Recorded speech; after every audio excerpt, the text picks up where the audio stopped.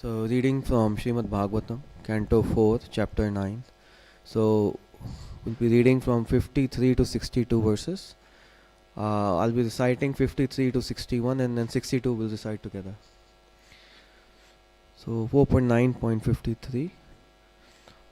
Om Namo Bhagavate Vasudevaya.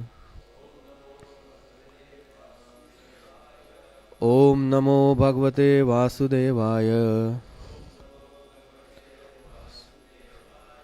Om Namo Bhagavate Vasudevaya. Narayanam Namaskritya Naram Chaiva Narottamam Devim Saraswatim Vyasam Tato Jayamudirayed Nashtaprayeshu Bhadreshu Nityam Bhagavata Sevaya Bhagavati Uttama Shloke Bhaktir Bhavati Nashtaki. So 4.9.53 Lalyamanam Janerevam. So I think I'll just read all these ones up to 62, 61 and then 62 we'll repeat together. Lalyamanam Janerevam Dhruvam Sabhrataram Nripa Aropya Karinim Hrishta Stuyamano Vishatpuram. Translation by Srila Prabhupada ki jai. The sage Maitreya continued, My dear Vidura, when everyone was thus praising Dhruva Maharaj, the king was very happy, and he had Dhruva and his brother seated on the back of a she-elephant. Thus he returned to his capital, where he was praised by all classes of men. 4.9.54 Tatra Tatro Sankalpter Lasan Makarar Torane Savrande Kadali Stambhe Pugapotescha Tadvidhe. Translation. The whole city was decorated with columns of banana trees containing bunches of fruits and flowers, and betel nut trees with leaves and branches were seen here and there. There were also many gates set up which were structured to give the appearance of sharks. Purport. Auspicious ceremonies with decorations of the green leaves of palms, coconut trees, betel nut trees, and banana trees, and fruits, flowers, and leaves are an age-old custom in India. To receive his great son Dhruva Maharaj, King Uttanapad arranged a good reception, and all the citizens were enthusiastically took part with great jubilation. 4.9.55 Chuta Pallava Vashashana Mukta Dama Vilambibhi Upaskritam Pratidvaram Apam Kumbhe Sadipake. Translation. At each and every gate there were burning lamps and big water pots, decorated with differently colored cloth, strings of pearls, flower garlands, and hanging mango leaves. 4.956 Prakarer Goparagara Shatakumbha Parichaddehe Sarvato Alankritam Shrimad Vimanashik Shikharadayubhi. Translation.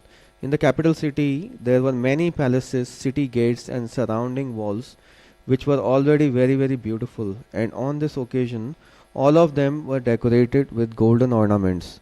The domes of the city palaces glittered, as did the domes of the beautiful airplanes which hovered over the city. Purport. Regarding the mention of airplanes here, it is suggested by Srimad Vijaya Dhwaja Tirtha that on this occasion the demigods from higher planetary systems also came in their airplanes to bestow their blessings on Dhruva Maharaj. On his arrival at the capital of his father, it also appears that all the domes of the city palaces as well as the pinnacles of the airplanes were decorated with ornamental work in gold, and being reflected by the sunshine, they were all glittering. We can observe a specific distinction between the Dhruva Maharaja's time and modern days, for the airplanes in those days were made of gold, whereas At the present moment, airplanes are made of base aluminium. This just gives a hint of the opulence of Dhruva Maharaja's days and the poverty of modern times. 4.9.57 Mr. Chattvarathayat Margam Chandanachari Chitam Lajakshate Pushpa Phales Tenduler Valibhiryutam. Translation: all the quadrangles, lanes, and streets in the city and the raised sitting places of the crossings were thoroughly cleansed and sprinkled with sandalwood water, and the auspicious grains such as rice and barley, and flowers, fruits, and many other auspicious presentations were scattered all over the city. 4.9, 58 and 59. Dvaya patidrishtaya tatra tatra purastriya siddharthashtaka siddhartha siddhartha akshata dadhi ambu durva pushpa falani cha upajruhu pruyunjana vatsalyad ashisha sati shanamvamstad valgu gitani pravishad bhavanam pitu.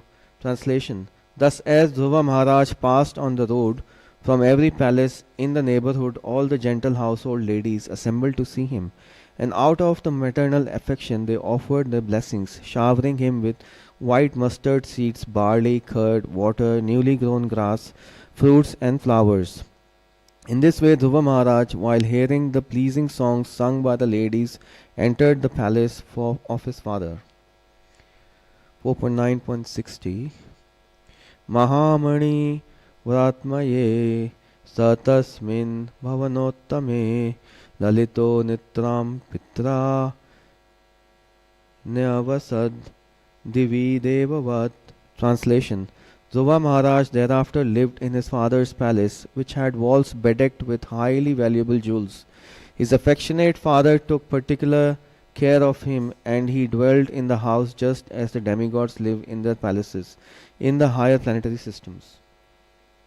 4.9.61 Paya Fena Nibhashaya Danta Rukma Parichadha Asanani Maharhani Yatta Rokma Upaskara.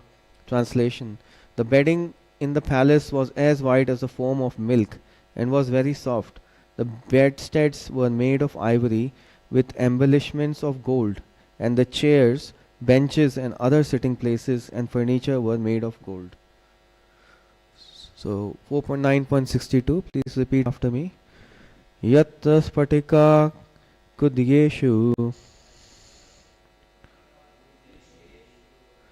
Mahamarakiteshu cha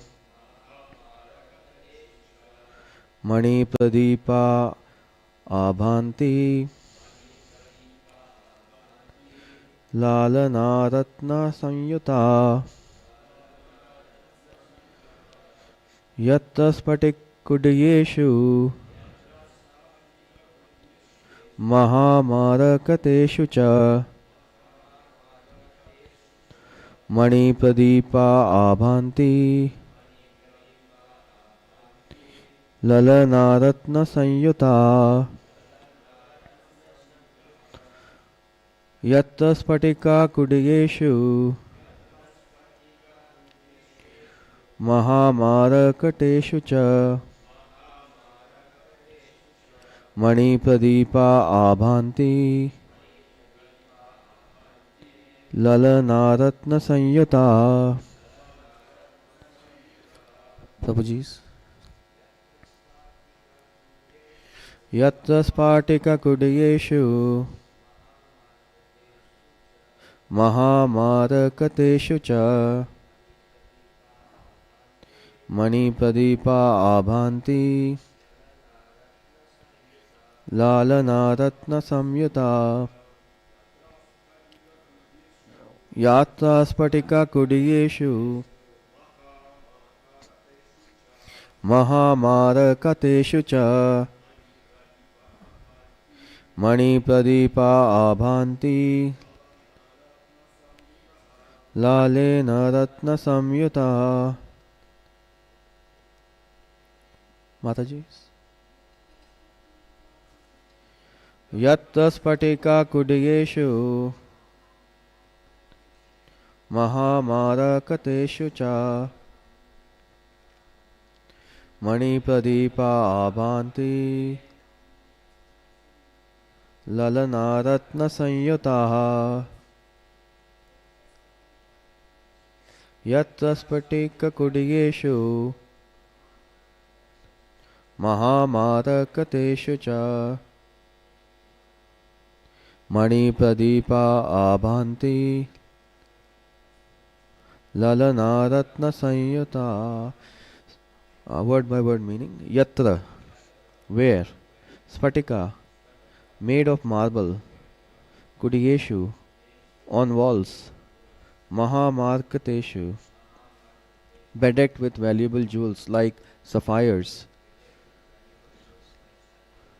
Cha, also. Mani Pradipa, lamps made of jewels. Abhanti, shone. Lalana, female figures. Ratna, made of jewels. Samyutaha, held by. Translation. The palace of the king was surrounded by walls made of marble with many engravings made of valuable jewels like sapphires, which depicted beautiful women with shining jewels lamps in their hands. Purport by Srila Prabhupada ki jai. The description of King Uttanapad's palace depicts the state of affairs many hundreds and thousands of years ago, long before Srimad Bhagavatam was compiled. Since it is described that Maharaj Dhruva ruled for 36,000 years, he must have lived in the Satyuga, when people lived for 100,000 years. The life duration in the four yugas are also mentioned in the Vedic literatures. In the Satyuga, people used to live for 100,000 years. In the Treta Yuga, people lived for 10,000 years. In Dwapar Yuga, they lived for 1,000 years. And in this age, Kali Yuga, people may live up to 100 years. With the progressive advance of each new yuga, the duration of human life is reduced by 90%, from 100,000 to 10,000, from 10,000 to 1,000, and from 1,000 to 100. It is said that Dhruva Maharaj was the great grandson of Lord Brahma. This indicates that Dhruva Maharaj's time was in the Satyuga, in the beginning of creation. During one day of Lord Brahma, as stated in the Bhagavad Gita, there are many Satyugas. According to the Vedic calculation at the present moment, the 28th millennium is current. It can be calculated that Dhruva Maharaj lived many millions of years ago. But the description of the palace of Dhruva's father is so glorious that we cannot accept that advanced human civilization did not exist even 40 or 50,000 years ago. There were walls like those in the palace of Maharaj Uttanapad even very recently during the Mughal period. Anyone who has seen the Red Fort in Delhi must have marked that the walls are made of marble and were once decorated with jewels. During the British period, all these jewels were taken away and displaced to the British Museum. The conception of worldly opulence was formerly based mainly on natural resources such as jewels, marbles, silk, ivory, gold, and silver. The advancement of economic development was not based on the big motor cars. Advancement of human civilization depends not on industrial enterprises but on possession of natural wealth and natural food, which is all supplied by the Supreme Personality of Godhead, so that we may save time to self-realization and success in the human form of body. Another aspect of this verse is that Dhruva Maharaja's father, Uttanapad, would very soon give up attachment for his palaces and would go to the forest for self-realization. From the description of Srimad Bhagavatam, therefore, we can make a very thorough comparative study of modern civilization and the civilization of mankind in the other millenniums, Satyuga, Treta Yuga and Dwapar Yuga. Om Jnanatimirandasya Jnananjana Shalakaya Chakshurunmilitam Yena Tasmai Shri Guruve Namah Shri Chaitanya Manobhishtam Stapitam Yena Bhutale Swayam Rupa Kadamahayam Dadati Swapadantikam Vandeham Shri Guru Shri Yuta Padakamalam Shri Gurun Vaishnavamscha Shri Rupam Sagrajatam Sahagana Raghunathanvitam Tam Sajivam Sadvaitam Savadhutam Parijana Sahitam Krishna Chaitanya Devam Shri Radha Krishna Padan Sahagana Lalita Shri Vishakhanvitamscha He Krishna Karuna Sindhu Deenabandhu Jagatpate Gopesha Gopika Kanta Radha Kanta Namastate Tapta Kanchana Gaurangi Radhe Vrindavaneshwari Vishabhanu Sute Devi Pranamami Hari Priye Vancha Kalpatarubhyascha Kripa Sindhu Bevacha Patitanam Pavanebhyo Vaishnavebhyo Namo Namah Jai Sri Krishna Chaitanya Prabhu Nityananda Shri Advaita Gadadhar Shivasadi Gaur Bhakta Vrinda Hare Krishna Krishna Krishna Hare Hare Hare Rama Rama Rama Hare Hare Hare Krishna Krishna Krishna Hare Hare Hare Rama Rama Rama Hare Hare Hare Krishna Krishna Krishna Hare Hare Hare Rama Rama Rama Hare Hare. So we are reading Dhruva Maharaj returning back home after performing austerities in the forest. So we know the background that how Dhruva Maharaj was insulted by his stepmother, and he was broken hearted and was very agitated with the disrespect because he's a Kshatriya. So he went to the forest, and then on the instructions or advice of his mother, and then he met Narad Muni. And Narad Muni's meeting Dhruva Maharaj was not an accident, it's an arrangement of the Lord, because when Lord sees someone trying to approach him with pure heart, in fact he wasn't pure at the moment because he had material desires, but then Lord sees the intention and then he arranges a guru to meet the disciple, because with Lord's mercy a disciple meets a guru, and then with Guru's mercy the disciple gets the love of Radha and Krishna. So he goes to the forest as per instructions, performs austerity, and while performing austerity his heart is purified. So when actually Lord appears in front of him, he doesn't have any material desires, and he is also fearful that, oh, Lord might recognize that I had come with the material desires, now I don't have them, and he's trying to hide them. He just wants pure love of God. All that animosity towards the stepmother and his brother and that disrespect, everything he's forgotten. All he wants is love of Godhead. So he's completely purified during the process of bhakti. So, but Lord, because he had come with this intention, so Lord fulfills his desires, bestows multiple benedictions, including that he would go back and rule his father's kingdom for 36,000 years, and of his mother, his cousin brother or step brother would die in the forest, but the yakshas, and then stepmother would also burn in the forest fire. Although he didn't want all that now because his heart is purified, and he's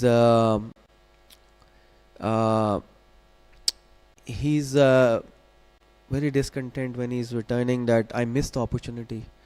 There was such a golden opportunity. Why did I have this material desire in my heart before going and worshipping the Lord? So he's returning home, but Lord was very merciful that he said at the end of your 36,000 years of rule, you will go to Dhruvaloka, which is like Vaikuntha Loka within this material universe.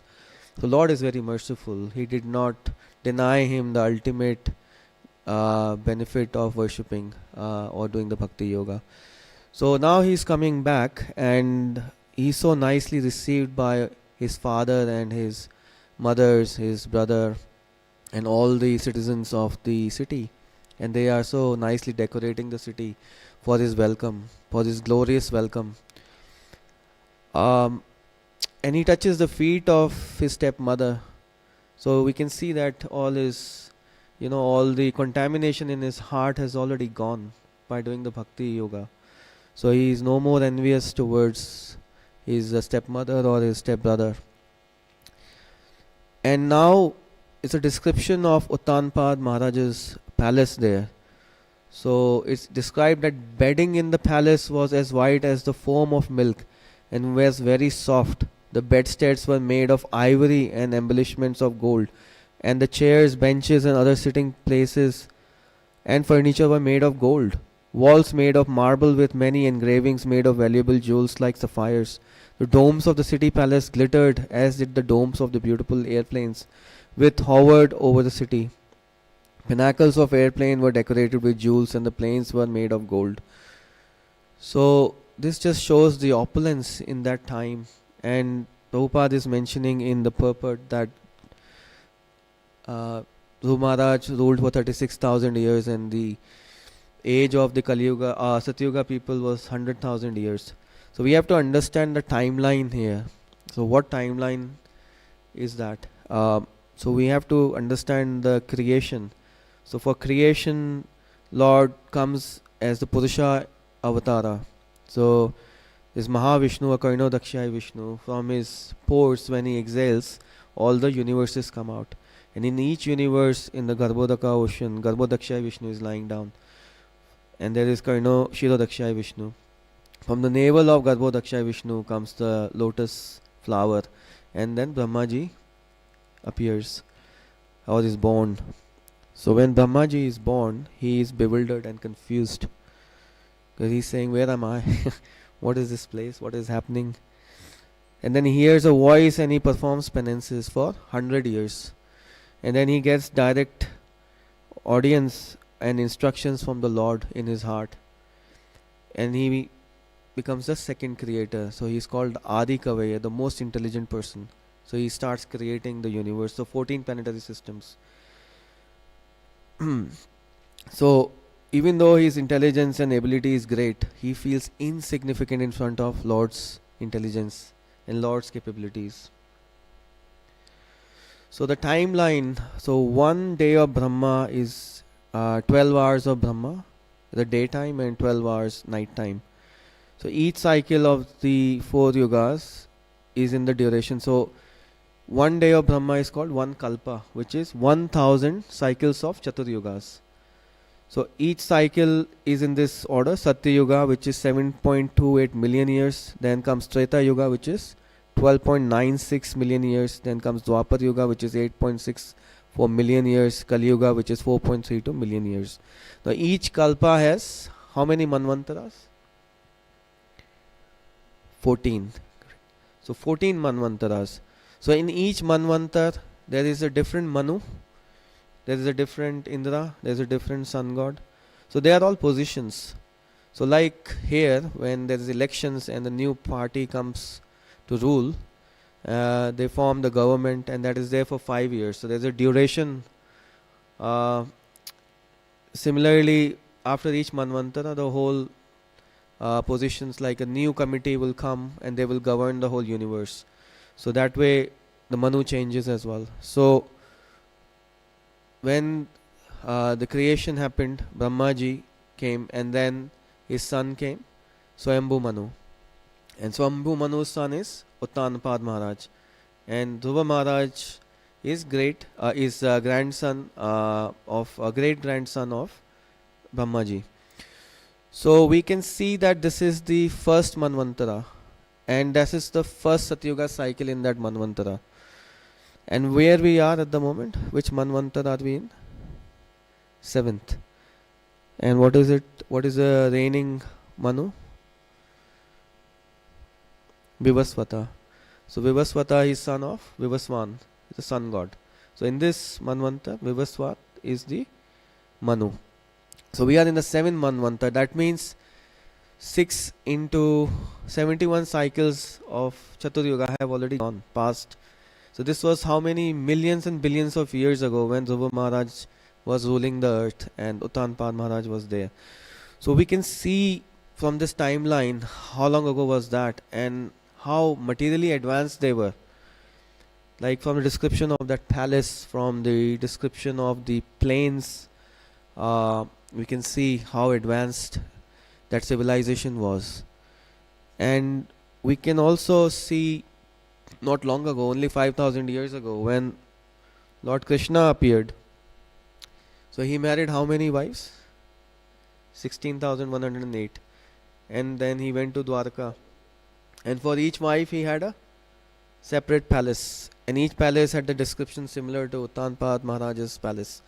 So see the opulence there. He did not put each wife into one or two rooms. He created a palace for each wife. And then expanded into 16,108 forms. And each form was performing different activity in each palace with his wife and different his children. So he was not performing similar activity in each palace. Every palace he was performing different activities. We can see some yogis can also expand into multiple forms. The example is Saubhari Muni. So Saubhari Muni expanded into 50 forms to marry 50 daughters of King Mandata. But the difference is that each form could only perform one function. So if one form was lifting right hand, all 50 forms will lift the right hand. So there was no independence, that each form would perform different activities. So every form was performing the same activity. On the contrary, Krishna, he could perform different activities in different palaces in all his forms. Then we see Kardama Muni. So Kardama Muni was, he's a simple sage. He's living in a hermitage at the banks of Bindu Sarovar. He's married to Devavati Mata, and Devavati Mata is Swayambhu Manu's daughter. She's, from the royal dynasty, but she's also living a very simple life. And she's serving Kardama Muni very sincerely. And pleased with her service, Kardama Muni gives her the benediction that all my pious activities and all the results of my pious activities, my self-realization, I give you half the result of that. That is the result of serving a pure Vaishnava with such sincerity. And then she expressed to have a family.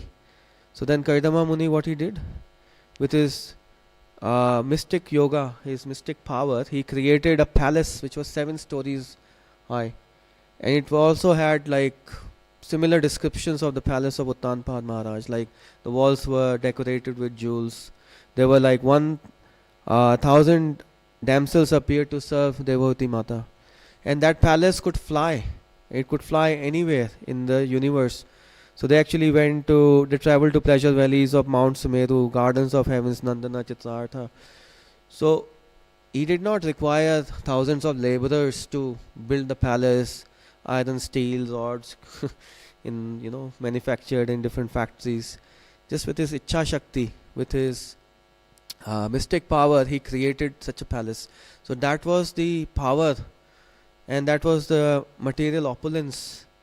He didn't need all that, but when the time came, he could create all that. Before that, he was living very simple life in a simple hermitage. And Prabhupada said in one of the lectures that there are 3 ways to fly. One way is aeroplanes. Obviously, we use aeroplanes to fly to India, going to other countries. And we could see from the descriptions there were aeroplanes in the times of Uttanpad Maharaj and Dhruva Maharaj, and all the devatas were coming to shower their blessings on Dhruva Maharaj in their aeroplanes. And they were made of gold, and Prabhupada quotes here that the current planes are made of aluminium. So that is one way. The second way was to use via pigeons. And third way was via mantrocharan, the chanting of the mantras.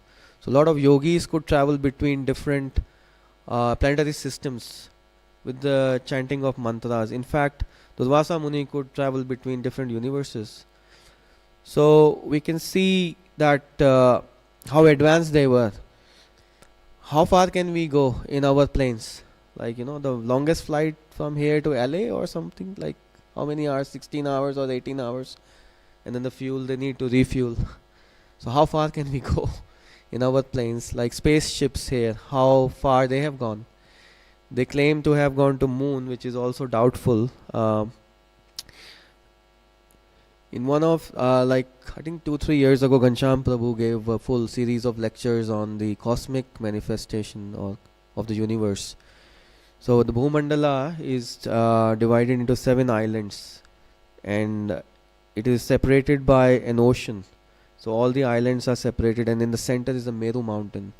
So the closest island to Meru mountain is the which island is that? Jambu Dvipa. So the Jambu Dvipa was again divided into I think 7 parts from memory. I can't remember the full lecture. Like there are 7 Varshas. One of them is Bharat Varsha, and then Bharat Varsha was again divided into 7. And so one of them is Bharat Khanda, and then Bharat Khanda again into 7 islands. And the most peripheral, smallest island is our planet Earth, which is floating in the ocean of salt water. So there are different oceans separating these islands. One ocean is of yogurt, one is of milk. So like that.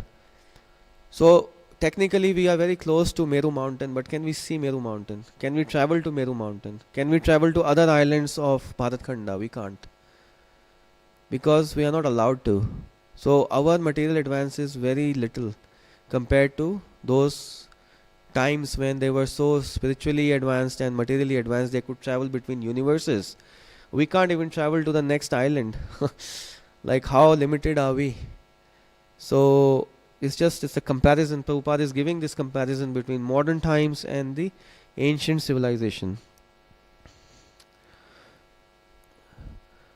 We also are very proud of the material military advancement. So we see like countries like USA and Russia, they say we have very powerful weapons, nuclear weapons, hydrogen weapons, bombs. We can destroy the whole city.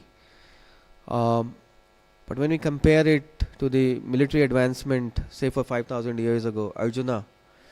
So Arjun, he had Gandiva, and Gandiva was given to him by Agni Dev. Like he requested Varun Dev to give him the Gandiva. Originally it belonged to Brahmaji.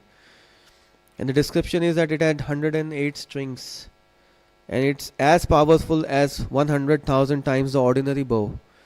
And the quiver which Arjuna had, it's Akshaya, so it would never empty. It would always have Shastra in it. And the Gandiva could fire thousands of arrows at one time, and weapons. So this was a military advancement. Like we talk about different weapons which he had. Say for example Brahmastra. I mean Brahmastra could destroy the whole planet, maybe more than that. And Krishna himself had to stop Arjuna from using Brahmastra. At the end of Mahabharata we know that Arjuna was about to fire Brahmastra on Ashwatthama, was about to fire Brahmastra on him. So Lord Krishna stopped Arjuna from firing the Brahmastra, because how destructive it could be. So we see the military advancement, if we compare that as well to the military advancement only 5,000 years ago.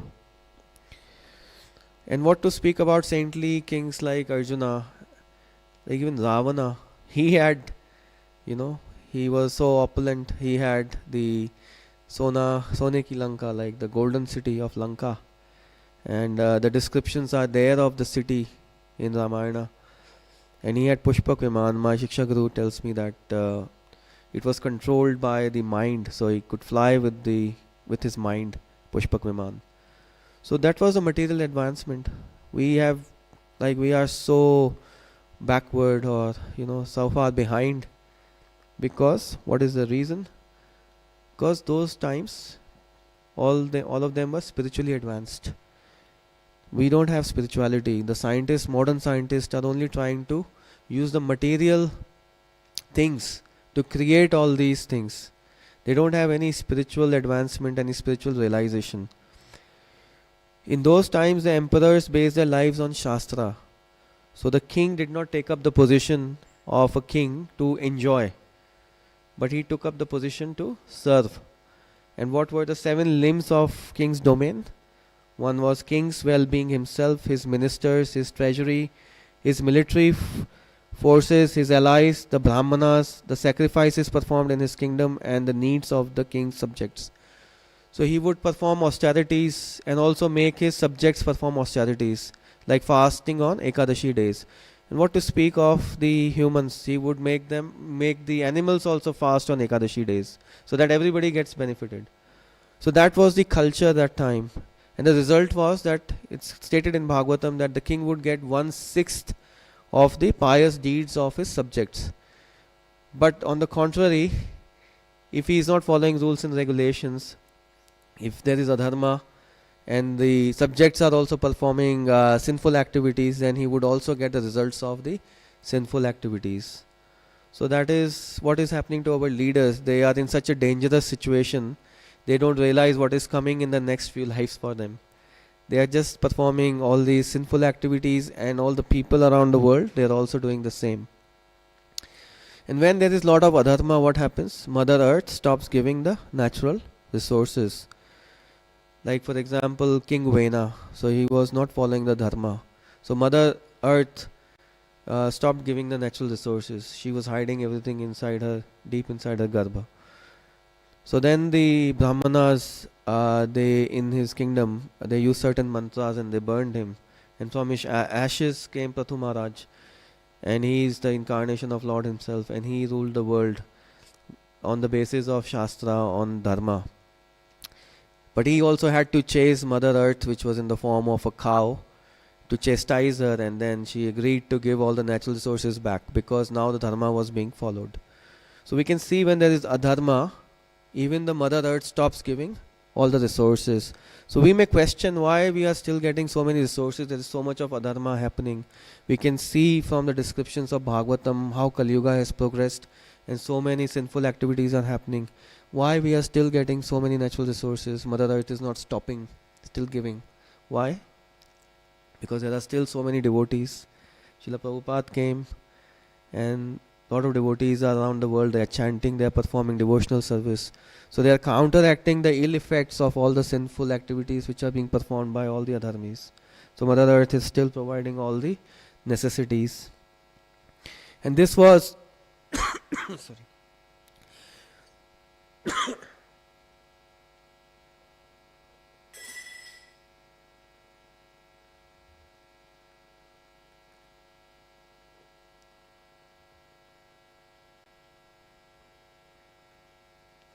So this was predicted by Vyasadeva in Canto 1, Chapter 4, 16 and 17 verses. He's saying he could also see that the faithless people in general would be reduced in duration of life and would be impatient due to lack of goodness. Land does not produce food grains in the same proportion as it did in other ages. The cows would not give as much milk as it used to give formerly. The production of vegetables and fruits would be less than before. As such, all living beings, both men and animals, would not have sumptuous, nourishing food. Due to want of so many necessities of life, naturally the duration of life is reduced. The memory is short, intelligence is meager, mutual dealings are full of hypocrisy, and so on. So we can see all these things are already happening. This is all predicted by Srila Vyasadeva.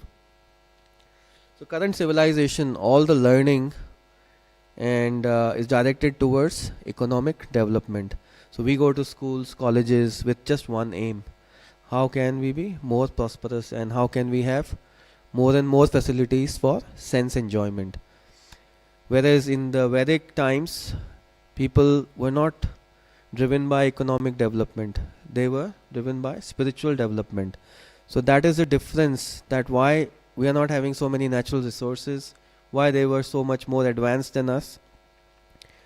And what we are getting after so much of hard work, all we need is 2 or 3 meals a day. And Srila Prabhupada says, this practice is similar to an ass who is carrying so much of load for a bunch of grass, which is in any way readily available everywhere. So, he's comparing like all the hard working people of this world. What they are doing, they are working so hard for a bunch of grass which is available everywhere.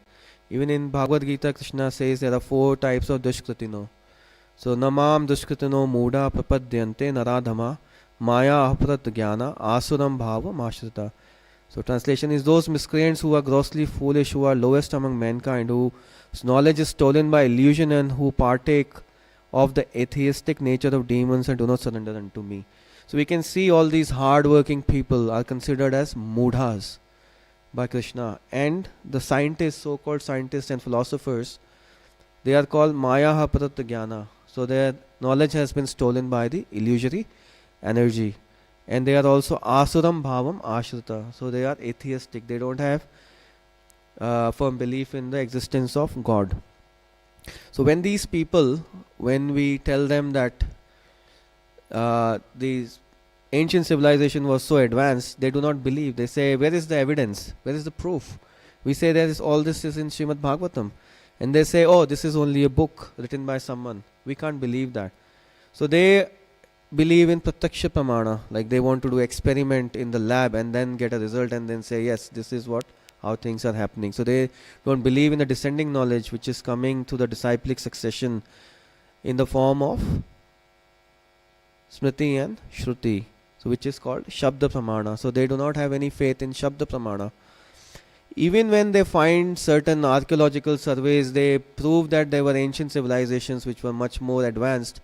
They are trying to cover it up because what they are trying to propagate is Big Bang theory or natural evolution of Darwin's theory, because they want to go with the norm, with the majority, that everybody wants to believe this, so we would also follow that. Even if they find evidence, they'll try and cover it up. So in India they say there are too many temples now. They need more industries, and Prabhupada is telling in the purport that we do not need industries. The human civilization, what does it need? It requires a proper society based on religious principles. They need a proper environment for spiritual advancement. They require natural resources. Not everyone needs to know computers. People in Satyuga, they lived for 100,000 years. Did they have any computers? Any gadgets, mobiles, iPhones? Nothing. They were still very happy. They were so spiritually advanced, they did not need any of this. But we live for 100 years. 5 minutes we don't have phone or gadgets. What happens to us? Oh, my phone is, I don't know where it is hiding. I can't find my phone. So, this is also mentioned the state of the people of Kali Yuga in Bhagavatam. This is a very famous verse. Everybody knows about it. Manda sumanda matayo manda bhagya ya upadata. So, O learned one, in this iron age of Kali, almost always have but short lives. They are quarrelsome, lazy, misguided, unlucky, and above all, always disturbed. So, this is the state of people in Kali Yuga. So, they are so misguided. They are lazy. And they are not qualified. They are saying that man is coming from apes. Our Bhagavatam says Brahmaji is Adi Kavaye, is the most intelligent person, and the subsequent beings were less intelligent. So he is the secondary creator because he is the most qualified, most intelligent. But what these people are saying, that we came from apes. I mean, there is at least a history available for 3,000-4,000 years. I've never heard any ape turning into a man, but I've seen men turning into apes. So how come they are so adamant that this is true? When we look at the probability of Darwin's theory, that a small cell was formed in the causal in an ocean by some material, lightning or some chemical reaction, and then it evoluted into so many species in the aquatic species, and one day suddenly the fishes decided to go onto the land, and then they became reptiles, and then these reptiles one day they became apes, and then the apes became human. Like, what is the probability? I mean, they are probably living in a dream state, and this is what is being propagated. I remember from my 12th standard days, CBSE board, I studied all this, and it was like as if this is all true. And now I look back and I say, oh, this is a hypothesis. There is no way this can be true. Like, the probability is 1 in a billion or a trillion. This is not possible. But they are propagating it. And this is what is happening today. So there is no belief in the Shabda Pramana, which is coming through the disciplic succession in the form of Shruti and Smriti. So now Prabhupada is saying that we can make our lives easy if we pay attention to nature, making arrangement for natural resources. Prabhupada often warned us with this modern society which is doomed to failure. Just trying to create more factories is not going to solve the problem. What is the basic need? Basic need is food. We need land, we need to grow food, we need to cultivate and protect our cows, follow the religious principles.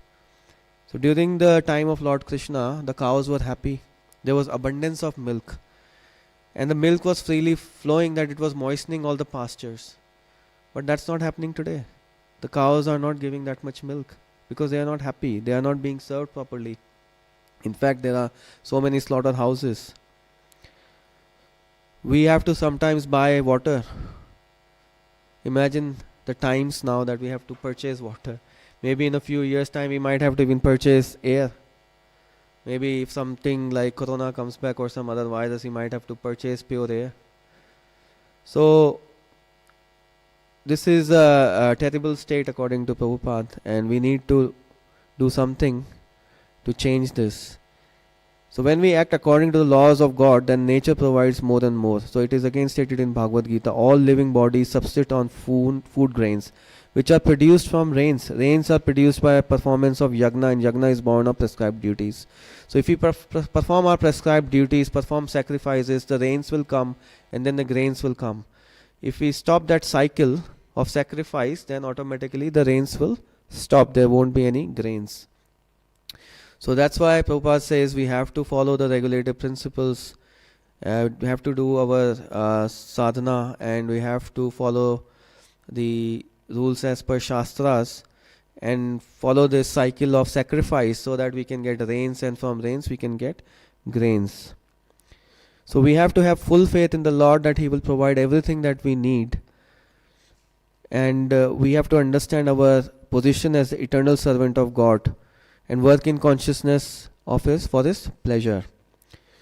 We need to take care of the cows and abide by the laws of the God. We have to understand the priorities. Priorities are not material development with lot of industries and factories and corporates. In the last section of the purport, this is the last section where Prabhupada is explaining that Maharaj Uttanpad is about to leave the palace and he will go to forest. And this was the way of Vedic life. Once you've enjoyed enough, you have been through your grahastha life, then you have to take Vanprastha. But he had a beautiful home. He could have, he's not thinking that let me live here and let me die here peacefully. He's following the Vedic injunctions and he wants to go to forest, give up all the material comforts of his palace. And we can see the descriptions how beautiful was his palace. He had everything there. But he would still go to the forest because that is the way of life according to Vedic injunctions.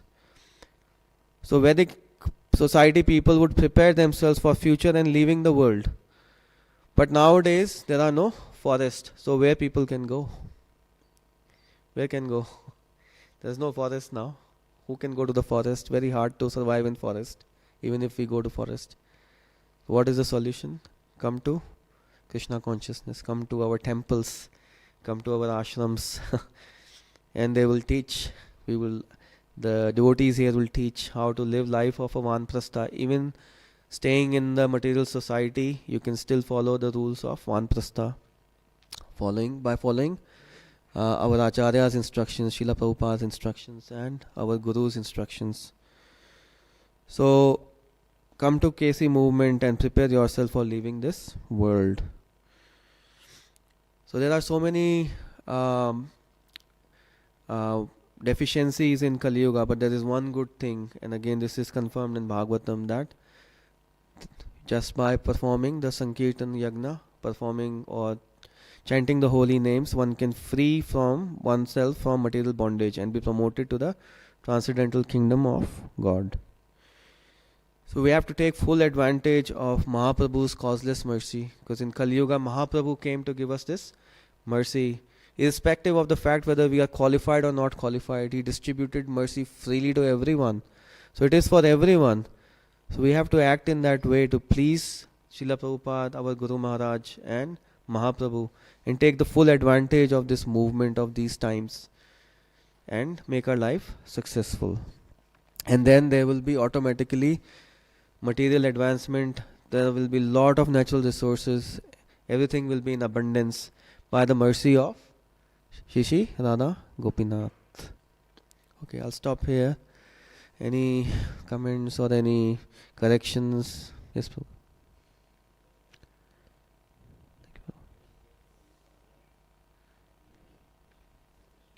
Sure, Prabhu. Yeah.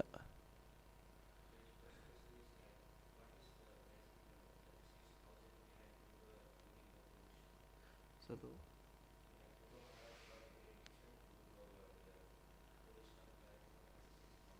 Yeah. Uh, it is like the life is for 1,000, 100,000 years in Kali Yuga. So people generally used to go, I can't remember the exact number, but there is like close to 60, 70,000 years people would spend meditating. So they will go for meditation. So that was the way of achieving perfection in Satyuga, was meditation. So I think they would perform meditation for 60,000 years or 70,000 years. From that point of view, people would only enjoy for 30, 40,000 years, and then they will go to the forest to perform meditation. So from that calculation, it was like 36,000 years, but I don't know. It was Lord's plan to give him 36,000 years, and I don't know what exactly would be behind that. But I think that would be the thing, that is enough time for someone to fulfill their material desires. So the division was 30, 40,000 of years of material enjoyment, and then 60,000 years in the forest to do meditation in Satyuga. I think that would be the logic behind it, but that's, Lord has plans, no one knows why.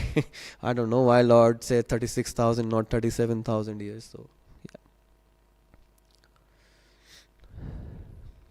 Yeah. Sorry, Prabhu. Or significance of the material opulence of Uttanpad Maharaja's palace. Yeah. So it is to show that people were so spiritually advanced, so they were also materially advanced as well. So because they were spiritually advanced, everything was in abundance. There was no scarcity of anything. Like to find a jewel on any building or any palace in today's world. Can you imagine people putting jewels on there? Like, I mean, one jewel is so expensive. Like, what would the cost of a jewel? You can buy 20 mansions in in that price. So it is just to show that when Lord is pleased with the service of the kings and all the praja of the kings, then Lord gives everything in abundance. So there was so much of material opulence. There is no scarcity of anything. So Prabhupada also mentions that in those times, like how cows were giving so much of milk, that the milk was overflowing. There was so many pearls coming out of the sea. So the sea, all the pearls and all the jewels and gems come from the sea. So the sea would give them freely. But nowadays, we don't get all that. And in fact, the Bhumi Devi is still supplying the natural resources that we need, just because there are so many devotees still performing austerity and doing devotional service. Once full blown Kali Yuga comes, then Bhumi Devi will absorb everything into her Garbha. People won't have food, like descriptions are there in Kali Yuga. So that is why it is so important to describe the material opulence of those days. And they were all natural resources, there was nothing artificial. Like it was all made of marble and jewels and gold and silver. They were all natural resources. There was nothing artificial made by human beings. Okay. Thank you, Prabhuji. Thank you. Any other? Mataji's. Okay, thank you so much. Thank you. ग्रंथराज Shrimad Bhagavatam की जय, शिला प्रभुपाद की जय, शिला गुरुदेव की जय, जय श्री श्री राधा गोपीनाथ भगवान की जय.